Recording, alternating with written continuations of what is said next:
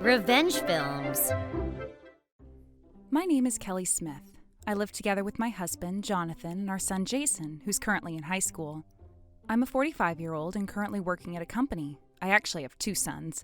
My oldest son, Henry, just graduated from university and found his first job, so he no longer lives with us. My second son, Jason, is also about to graduate high school this year, and that means that my job of raising children was about to change levels. To tell you the truth, for a long time now, once my children had finished school and were old enough to be independent, I've been thinking about divorcing my husband. The reason behind that was because my husband had actually cheated on me once in the past before. This happened when my oldest son was in the 3rd grade. He was becoming bigger and able to take care of himself, so I had just started working full-time again. One day, out of nowhere, I received a phone call from a woman that I had never heard of before. The woman then told me that she was having an affair with my husband and that she wanted me to get a divorce from him. It was so sudden that I was shocked and devastated. I ended up in tears and I confronted my husband about it. Our sons were still young and I wanted to keep our family.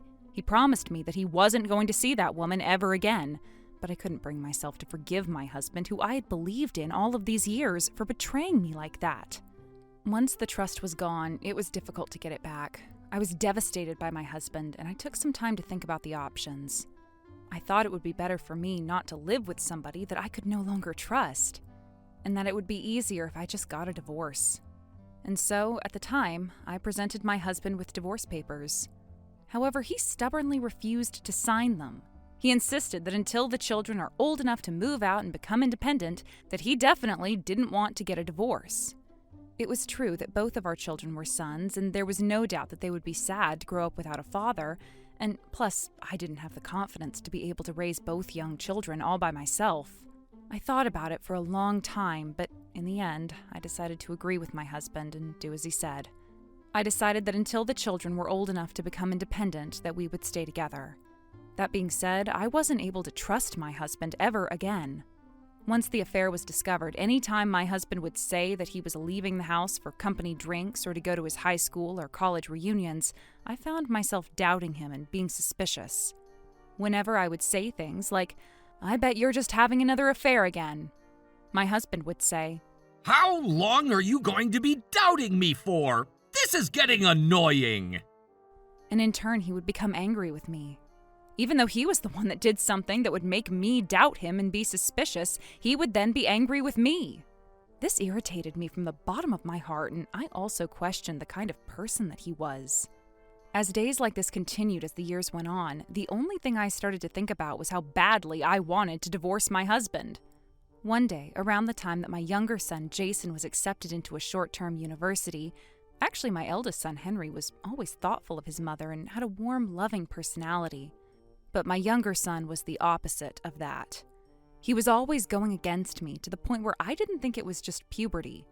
I thought that I must have done something wrong because one day, out of nowhere, he completely stopped talking to me or even looking at me. On that day, I had finished work early and gotten home. A contractor for the water pipes had come for a routine inspection, so he came into the house. The inspection took about 30 minutes and then it was finished, and so the contractor quickly left. As usual, I went into the kitchen and began preparing dinner for the family. However, no matter how long I waited, neither my husband or my younger son would come home. I started to get worried, and so I called Jason, but as soon as he answered the phone, he yelled, "I never want to see your face ever again!" And then he immediately hung up the phone. I didn't know what was going on, but I decided to just wait until they got home. It wasn't until late at night that Jason came home, and even though I was trying to speak to him and I kept calling out to him, he completely ignored me and walked straight into his room. Ever since that day, I haven't spoken to my son at all. He won't even look at me.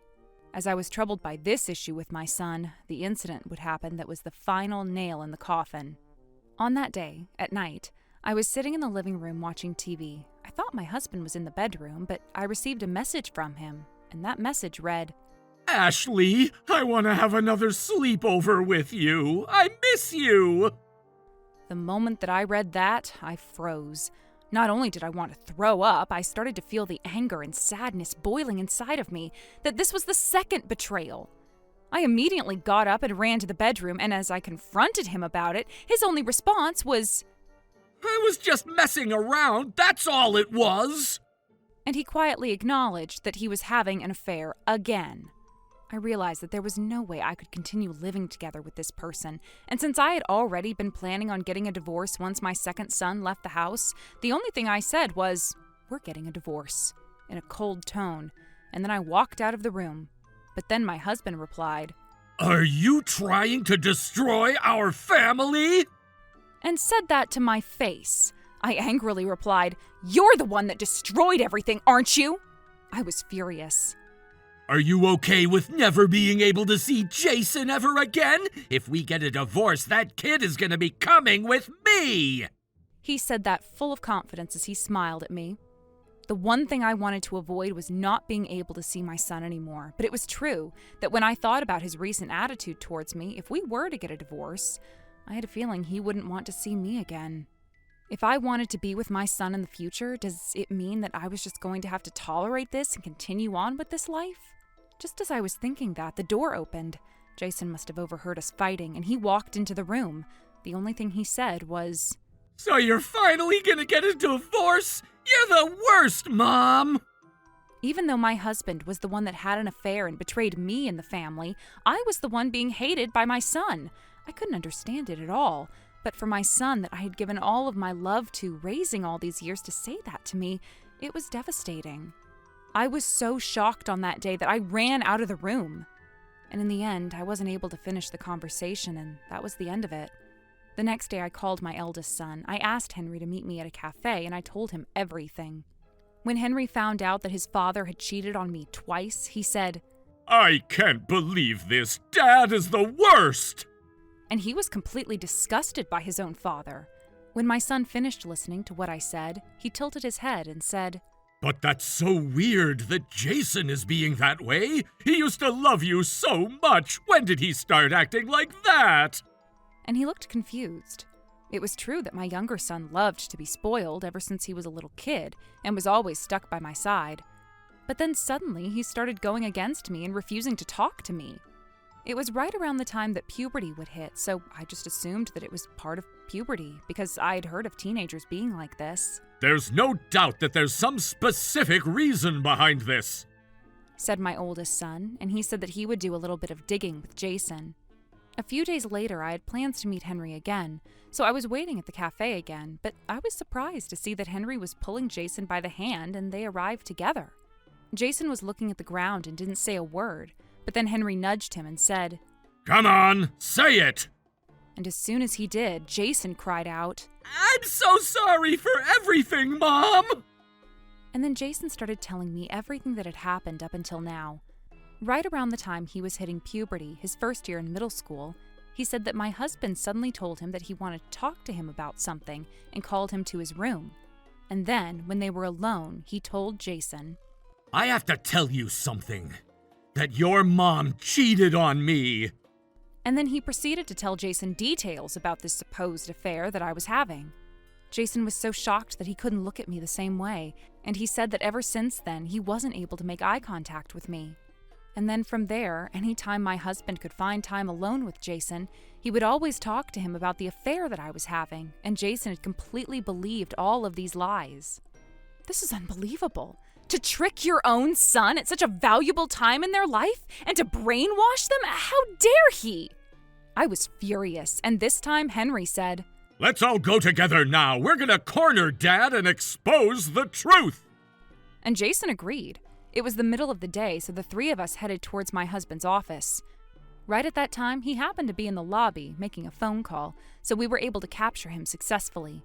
And then the three of us surrounded him and we started confronting him loudly. My husband started to panic. "You know this is my company. I'm at work. What the hell are you thinking?" And he was shaking. But then Jason spoke up. "Why did you lie to me like that? For years now, I hated my mom because of you! Do you have any idea how I feel? I'm never going to forgive you!" As he said that, he started sobbing. When I looked around, I realized that a crowd of people had gathered around us. My husband started crying, and he tried to comfort Jason, who was raging with anger.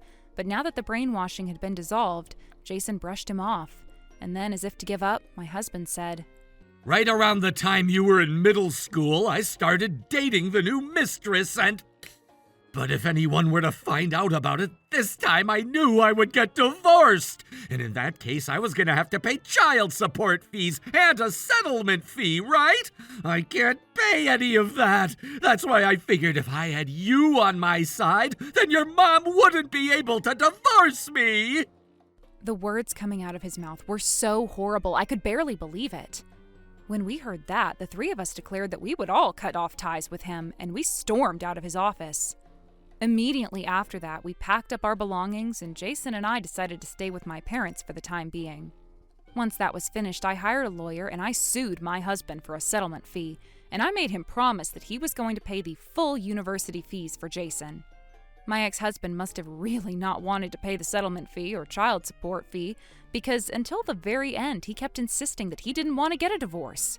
But there was no way that that was going to pass, and I was successfully able to get the divorce.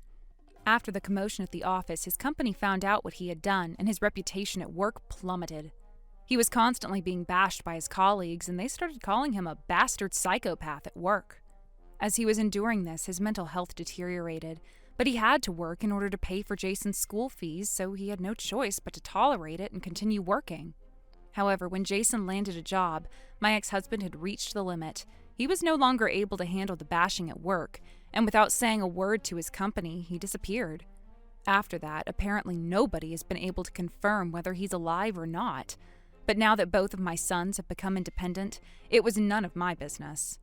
As for me, my younger son had completely gone back to being a mama's boy like he always used to be, and even though he landed a job after graduating, we still live together. He said that until he gets married, he wants to live with me and support me, and he insisted on it, so I agreed. From now on, I'm going to treasure my connection with both of my sons, and I hope we can all be a happy family together forever. How was today's video? If you enjoyed it, please subscribe, like, and leave a comment. Stay tuned for more.